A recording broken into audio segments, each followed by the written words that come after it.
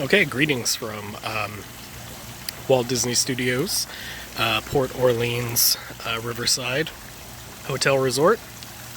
I'm here with my new wife on our honeymoon, so thought I would take the opportunity to use the really gorgeous backgrounds here to film my presentation.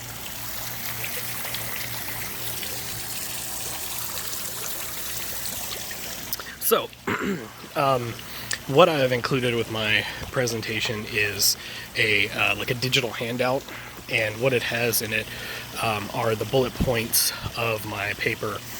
In addition to that, an annotated bibliography of the sources. So I'll kind of disambiguate some of those bullet points and provide some new information as well. Obviously, you're free to use that as a guide during this presentation. I actually intended it more as a piece of supplemental material to be used in addition to this presentation. So to refer back to later is kind of the cliff notes of this presentation. So my research paper centered on necessary reforms for ESL, and specifically not necessarily setting out any particular reforms concretely, but rather showing the research that says that reformation is necessary. And there are a couple of things to begin with that we have to identify, that we have to disambiguate in order to talk about what we mean here. This research is going to be reforms with an eye toward minority students, and that's a term that can be understood in different ways. There are lots of ways, lots of minority groups that students can fit into, and it's important for the teacher to keep in mind that minority students aren't necessarily synonymous with ESL students. So, for example, you could be part of the socio-economic majority while being an English language learner. In addition, you could be part of the racial majority. You could be a European American while being an English language learner if your family has immigrated from France or Germany or Belgium, or really any number of the countries in Europe. So that's something to keep in mind. Also, we're going to be talking about age groups, and prisoners actually as a minority, which I thought was great, because there's a large contingent of people in education that are incarcerated that are English language learners, ESL students. So first of all, we have to be careful about what we mean by minorities, therefore. Secondly, there are lots of ways to do reform. Reform from the top down at the policy level, which in our day and age basically amounts to throwing money at a problem. And then inside the classroom, reform on a case-by-case basis, and everything in between, including but not limited to school area, local community reforms, Department of Education reforms. So what the research primarily looked at was that sociocultural backgrounds between ESL students and teachers can sometimes cause problems in the classroom.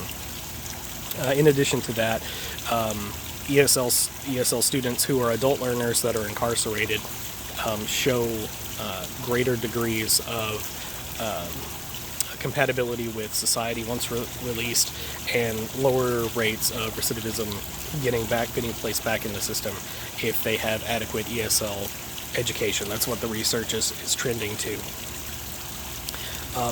But the public doesn't really like throwing money at those who are incarcerated. In addition to that, basically the answer for both of these problems is education. We have to educate the public on the benefits, and maybe even especially the self-interested benefits of reform, of giving more funds, in this example, that type of reform, to those who are incarcerated and in education, and also increase our teachers' background knowledge on cultures. Now, obviously, with the number of cultures that exist, the number of languages that exist, it's going to be impossible for one teacher to cover the entire gamut.